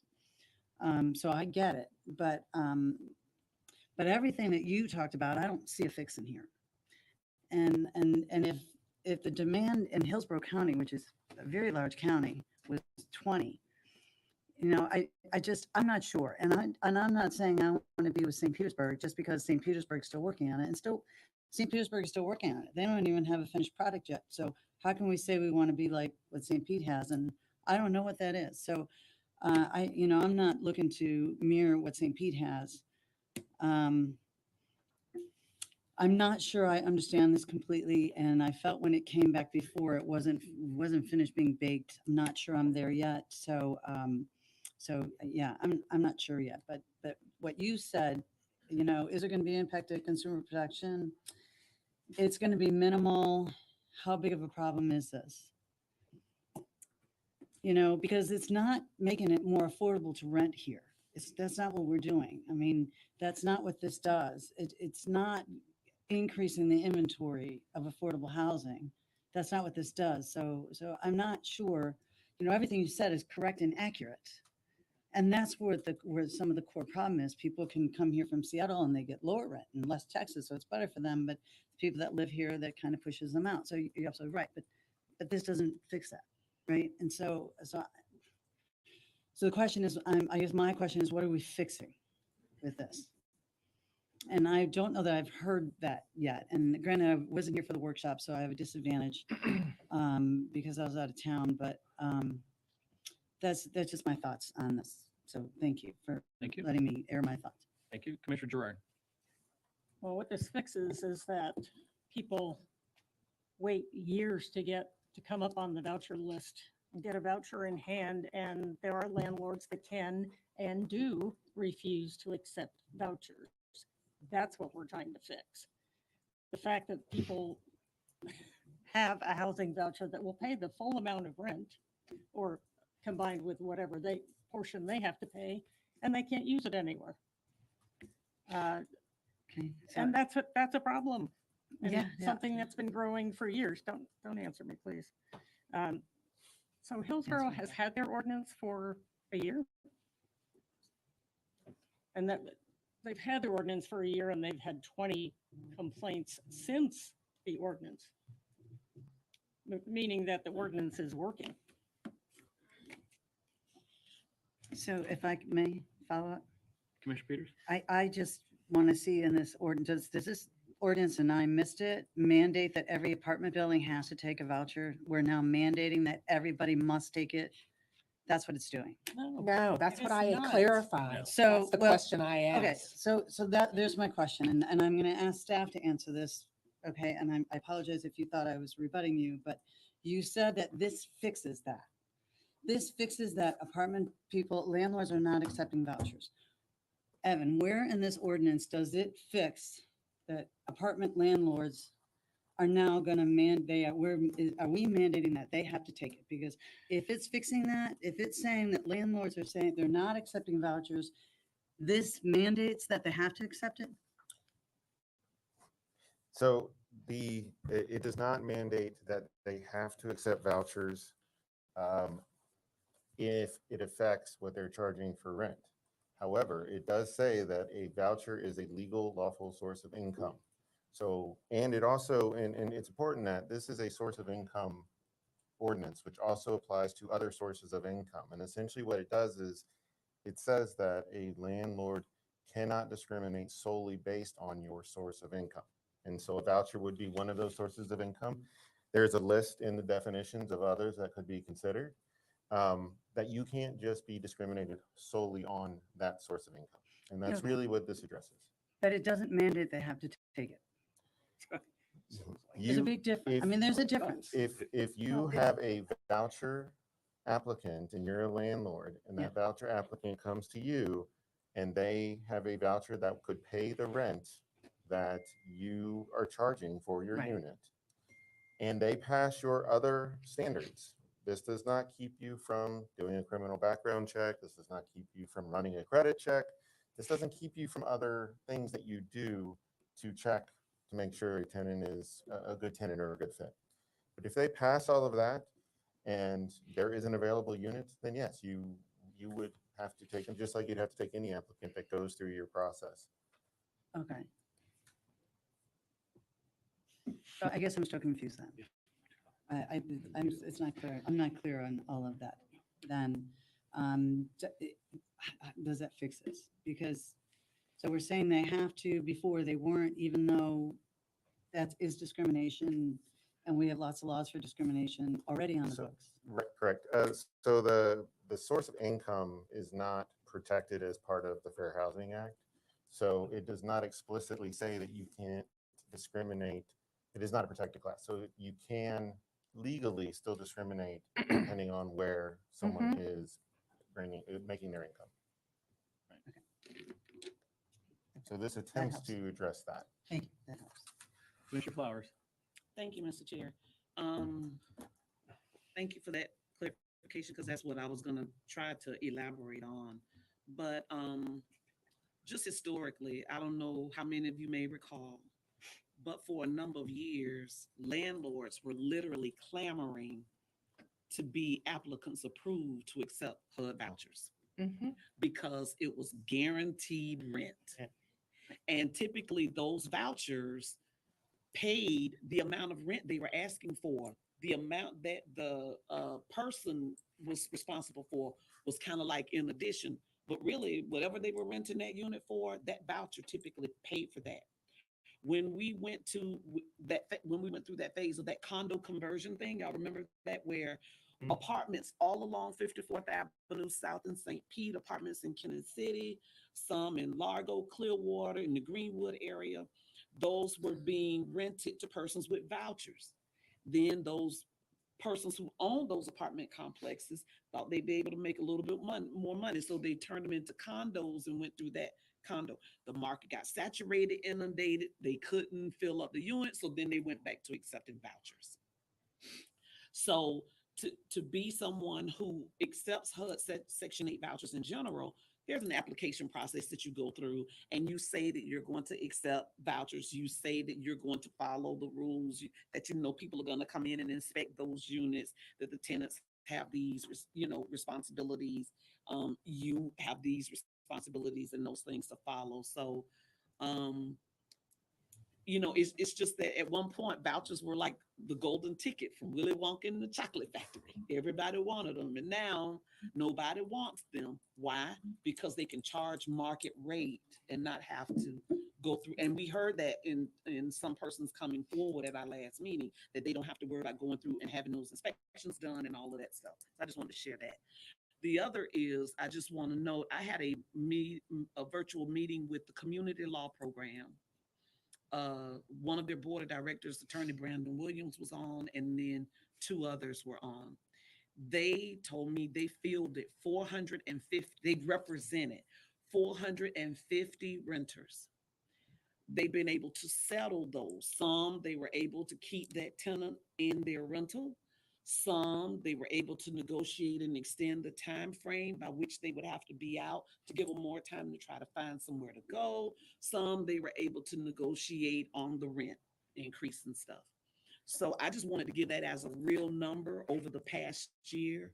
An organization who does this representation by some grants and some dollars that are donated to their organization, and mostly by attorneys who donate their time, because in order for someone who's renting to try to fight a 3 times the amount rent increase or whatever, they have to be able to pay for the filing fees and the court costs, and they don't have the money to do that. So the community law program has fielded 450. That was the number they gave to me, and they've been able to come to some resolution in a number of areas. So I just wanted to put a number on the face of, there is a concern with some of the things that have been presented to us, where not necessarily you guys in the room. I'm believing you to be wonderful landlords because you're here today, you're concerned, you want to have a voice, you want to have a say, you want to understand what's being asked. But there are some who are not necessarily being nice, I guess is what I want to say. And hopefully, if people were just addressing human need, we wouldn't even be talking about this today. We would just be addressing human need. But unfortunately, in some realms, that's not the case. And so our constituents look to us to try to do something to try to help them. And this is, I guess, this is one of the areas where we can. Commissioner Eggers. Just a quick question. Again, I think about unintended consequences. In the neighborhood that I live, there's about 4 or 5 homes that were on the market for renting seasonally, but prices have gone up so high that people have said, "I'm selling," and so now they've kind of converted to single family homes. So, is there anything that we're seeing? I know this is such a transitional phase right now. Is there anything that we're seeing that small apartment owners, large apartment owners start to see that the condo market is hot and there's just too much else to deal with? So let's see, to the point that was raised, going from apartment to condo. Are we seeing that? And is that a threat that we have to be worried about when we start doing, I don't know, being too onerous, if you will, on the changes that we're proposing? So specifically, you're saying being too onerous that it would just drive people away from entice people to stop renting. Yeah, and maybe just get out of the business. I mean, it's high rent, so they're in some cases making good money, but there's also a huge condo demand. So I'm just asking the question of. I'm not aware of any specific. We're grappling with the changes over the last, say, 5 years. We're looking at data. We're trying to understand where we're gaining units, where we're losing units, and all of that. But we don't have a clear picture yet as far as how much of what's going on in the rental market has to do with the conversions. Yeah. So I can't speak to that. I don't know if somebody else might be able to speak to that. And commissioners, you raised this issue at our strategic planning about, what's happening within the whole marketplace. And that's the housing compact that you signed on, is to get all the cities working together to try to develop regional strategies. That is where that kind of plays that. Mr. Chair, there's somebody raised their hand that could maybe speak to this. Can I? If you would like. I just want to hear that. I just hear what he has to say about it. Again, my name is Sebastian Harris. I'm a real estate professional. I work with the investment sale of apartment communities throughout Pinellas County. I can tell you that the capitalized value of many of these communities would be greater than the total of what you could sell them for as individual condos, which has a pretty big upfront expense in converting one parcel to multiple parcels. Many of these investors are much better off selling them to a new investor that wants to come in and assume any additional or perceived burden. We have billions and billions of dollars of out-of-state capital coming into our state and our region right now, specifically to invest in multifamily communities. These returns and margins are incredibly, incredibly thin. When you add in the loan and debt on top of that, they become reduced even further, especially now with increasing costs and interest rates. Many of these people coming in are taking these properties from people who were not taking care of them effectively and not providing safe, clean housing, and spending significant amounts of money to improve these properties, which oftentimes does result in an increased rental amount. So you see more of the just changing ownerships rather than changing On rentals to condo. That's at this time and in our area, to the best of my knowledge, there is more value to an owner in selling the entire complex to a new investor than there would be if they were to sell the units off individually as condominiums. Okay. So I got you. Thank you. Appreciate it. An example of that is Sable Palms. I don't know if you all recall last year, it was a big thing because a huge apartment complex on 54th Ave South, which is Sable Palms, over 600 units, was sold to a private investor, and they stated it was because of their close proximity to the beaches, which was Q4. This is not going to remain affordable. Those units are not going to remain affordable. So. All right, commissioners, further questions, or what do you want to do? Move approval. Second. All right, we have a motion from Commissioner Gerard, a second from Commissioner Flowers. Further discussion? The clerk will open the board. Commissioners will proceed to vote. I can't get on. I gotta join again. Sorry.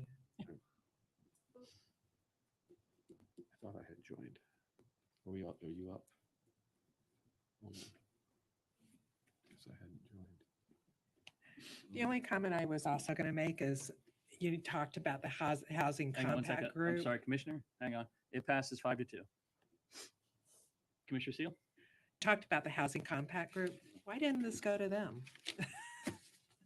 Right. Well, they're just now organized, and it was really our ordinance, and we were trying to be responsive to this. Okay, it just seemed like that's a logical place if that's what we created it for, to have some consensus amongst the cities, then.